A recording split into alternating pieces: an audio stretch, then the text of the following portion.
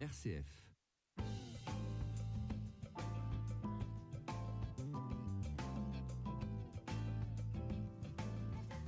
Avec près de 9000 km de voies navigables, canaux, rivières, fleuves, la France est riche d'un patrimoine exceptionnel.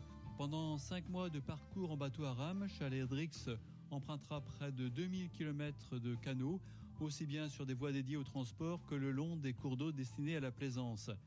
Il va franchir environ 400 écluses et 60 barrages, un défi inédit qui met la voie d'eau à l'honneur et permet de découvrir ou de redécouvrir le patrimoine fluvial français. Alors Charles-Hendrix était à l'entrée de Rennes sous le pont Malakoff le jeudi 22 septembre vers 15h.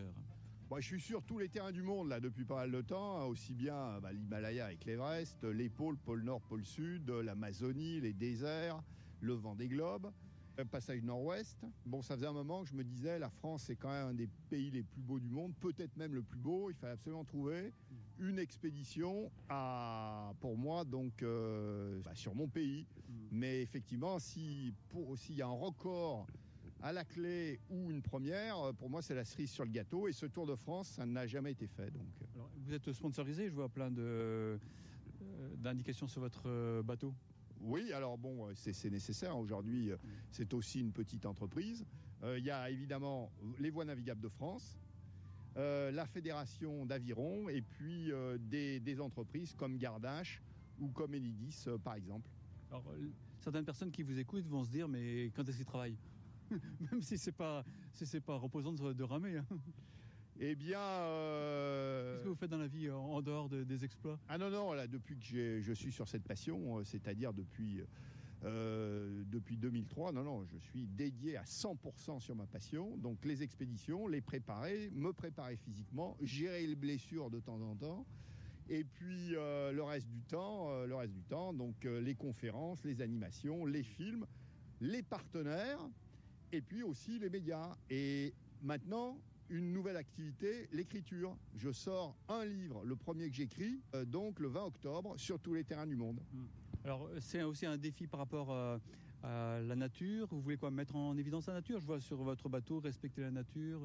Oui, alors au départ, je suis pas un sauvage, mais je suis pas non plus, c'est pas ma motivation numéro 1. Le meilleur exemple, c'est que je démarre mes aventures avec de la course en voiture et le Dakar après en moto.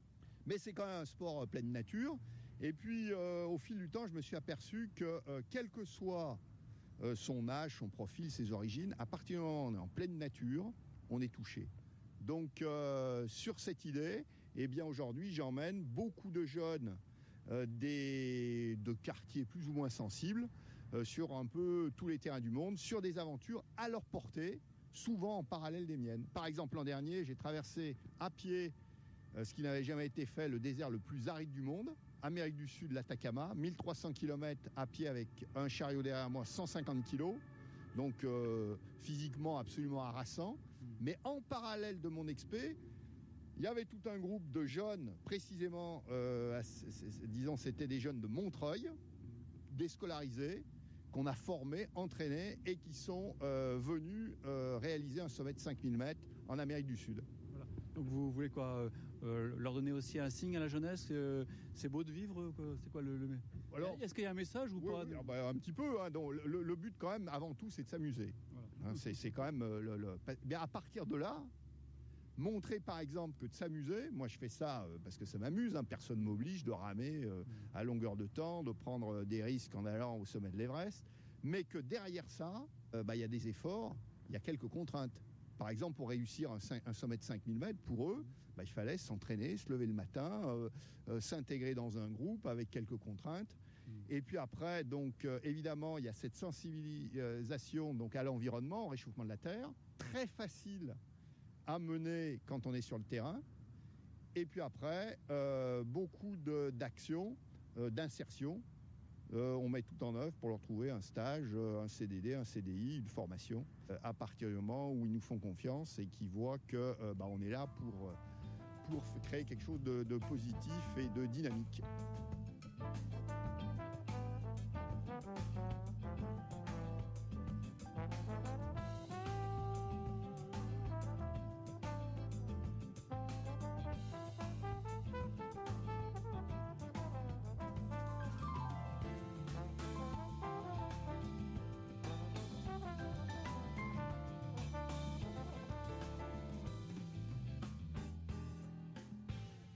Alors là, au point où vous en êtes là, donc nous sommes au pont Malakoff à Rennes. Là. Donc dans quelques centaines de mètres, vous allez arriver à la place Anne de Bretagne. Et puis ensuite, vous allez prendre le canal Île-et-Rance, donc vous allez quitter la Vilaine. Vous dites un beau parcours depuis Redon. Pouvez-vous nous dire un petit peu qu'est-ce qui vous a touché un peu? Alors magnifique, donc il y a des parties complètement sauvages. Hier par exemple, j'ai pas croisé une embarcation de la journée, donc c'est navigable. Donc on est très surpris quand on ne connaît pas. À Redon, on doit être à 40 ou 50 km dans les terres. Il y a un port magnifique avec des voiliers, avec des mâts, des grands mâts un petit peu partout. La Roche-Bernard, c'est un véritable bijou, par exemple. Puis en plus, il y a une histoire. La Roche-Bernard, c'est là, moi je suis passionné évidemment de voile et d'histoire. La Roche-Bernard, c'est là que le premier vaisseau de pont a été construit à l'initiative de Richelieu. Donc voilà, donc c'est là peu avant Bru, il y a quasiment des canyons, mais absolument extraordinaires. Et puis en plus, cette Rance, elle est très facile pour les amateurs d'aviron ou de barque. Bon, alors on peut faire l'aviron, c'est ça l'intérêt aussi de l'aviron, c'est qu'on peut faire des choses extraordinaires, aller aux Jeux Olympiques, faire des traversées océaniques qui vont être plus ou moins dangereuses, mais on peut aussi être en pleine nature, quelle que soit sa condition physique, faire 10 km sur la Vilaine, sur une barque ou avec un bateau un peu plus performant avec des rames, c'est à la portée de tout le monde. Et c'est un sport pleine nature qui demande strictement aucune préparation physique. Alors il y a une limite à ce parcours, c'est que vous êtes obligé de tenir compte de l'ouverture des écluses. Ça, c'est pas toujours évident. C'est long parfois. Non, parce qu'il y a personne. Vous devez naviguer que dans la journée, quoi. Voilà. Alors par contre, je m'aperçois que les Bretons se préoccupent de ma santé. Ah bon? Genre, pas de la mienne, mais en général, c'est que je peux ramer, entre guillemets, que 10 heures par jour, de 9h à 7h du soir. Alors, j'ai jamais autant dormi de ma vie, donc... À ce moment-là, oui. Ah bah oui, donc... Dans d'autres aventures, évidemment, quand on monte l'Everest, c'est pas... Ah oui, puis à la voile, quand on est en course, la gestion du sommeil, c'est un paramètre qu'on est constamment en train de gérer. Ou quand je suis sur le passage du Nord-Ouest, avec le même bateau, où j'ai passé 165 jours dans les glaces... Avec ce bateau-là Le même, hein. Pour tout vous dire, il est dans l'état. La seule préparation... Pouvez-vous le décrire un petit peu pour les auditeurs qui ne le voient pas? Oui, alors j'ai fait une simple petite préparation. J'ai bouché le trou que j'avais fait avec un coup de fusil en le tir, qui était parti involontairement de l'intérieur. Voilà, donc ça m'a pris une demi-heure de boucher ce trou. Alors le bateau, il fait un peu plus de 6 mètres. Il est en Kevlar carbone, c'est-à-dire indestructible, pour être pris dans la banquise, pour être tracté sur la glace. Totalement indestructible. Donc Kevlar carbone, il est aussi assez léger, c'est-à-dire il pèse 160 kg, ce qui permet d'aller assez vite. Il est habitable. J'en suis à mon 127e jour sur ce Tour de France. Donc cette nuit, par exemple, j'ai dormi sur un ponton à Bru. Et il est marin, c'est important, parce qu'avec un bateau à rame, dès qu'on est en mer, il faut faire très très attention, quelle que soit l'expérience qu'on peut avoir. Donc la mer, je l'ai empruntée, si on peut dire, de la Gironde jusqu'à rejoindre justement l'embouchure de la Vilaine à Arzal. J'imagine que c'est pas très confortable quand même. Il faut aimer, parce que là vous êtes... Oui. Donc, vous aimez être sans domicile fixe, vous avez du mal à vous sédentariser? Oui, enfin moi j'alterne donc très facilement les différents contextes. Alors rustique, c'est comme beaucoup de choses, c'est très relatif. Être sur un ponton à Bru, pour moi, c'est un confort 5 étoiles grand luxe. Je suis attaché, donc je risque pas de me faire retourner par une déferlante. Il n'y a pas d'ours blanc, en tout cas, en principe. Donc, il n'y a pas de glace, il n'y a pas de risque de coup de vent. Non. Pour tout vous dire, j'ai même pas de matelas à l'intérieur. Les gens sont surpris, mais j'ai dormi comme un bébé. Un confort monastique. Oui, mais enfin après, souvent les gens qui me connaissent disent ok, j'ai un physique Vous avez quel âge? J'ai 58 ans. Alors, mais j'ai un physique, mais je crois pas aux gens qui ont je crois aux gens qui sont exceptionnels en alignant différents critères, avec une combinaison de différents paramètres. Mais je crois pas à quelqu'un qui va avoir un physique si extraordinaire, qui va être beaucoup plus fort que les autres. Et dans mon cas, donc il y a évidemment différents critères qui font que sur le terrain de l'aventure, je suis comme un poisson dans l'eau. Probablement, les critères numéro 1, justement, c'est, pour ceux qui me connaissent, c'est la rusticité.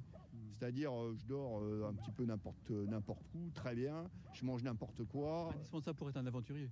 Ah, c'est un critère absolument essentiel. Alors c'est quelque chose que j'ai certainement un peu naturellement, mais c'est aussi quelque chose que j'ai développé. Parce que les premières expéditions que j'ai fait en Himalaya, je suis arrivé très vite à la conclusion que les Sherpas n'étaient pas forcément plus forts que nous physiquement, ils n'avaient pas forcément un plus gros mental que nous, mais par contre ils avaient une qualité que nous on perd, c'est qu'ils sont naturellement beaucoup plus rustiques. Donc c'est quelque chose que nous, c'est quelque chose que j'ai toujours un peu développé, travaillé. Et les Sherpas sont inclus dans leur milieu, alors que vous devez vous adapter à quantité de milieux différents. Oui, mais enfin m'adapter, ça serait imaginer que ça me demande un effort, alors que ça me demande absolument aucun effort, c'est naturel. Alors là, vous avez dit qu'il n'y a pas d'ours blanc. Par contre, il y a un chien là qui gueule là et qui vous accompagne. C'est votre chien de garde. Vous avez quand même besoin d'un protecteur. Disons que là, non, il veut jouer. En fait, là, il s'embête et il a envie qu'on reparte ou que je lui envoie des pierres dans l'eau pour qu'il aille les chercher. Donc. Parce que là, il a poussé votre bateau là pour le faire. Avec ses pattes, il s'est mis, il s'est levé, il a poussé avec ses deux pattes de devant. Et donc, oui, alors il est avec moi en permanence, sauf en mer, parce que c'est un très bon nageur intrépide, mais pour l'instant, il ne m'a pas rassuré sur la mesure de ses limites. Donc, il a une tendance à plonger un peu à tout moment. Donc, en haute mer, je ne l'emmène pas. Donc, la partie Gironde-Arzal, il n'était pas avec moi. Et puis la Manche, c'est pareil. Ça l'énerve au plus haut point, mais il va rester à terre. Et vous le mettez où alors ? Là, j'ai souvent, de temps en temps, je le laisse soit à quelqu'un de ma famille, soit à des amis sur le parcours, quoi. Très bien. Merci beaucoup pour ce témoignage. Et puis merci au chien aussi d'avoir participé à sa manière.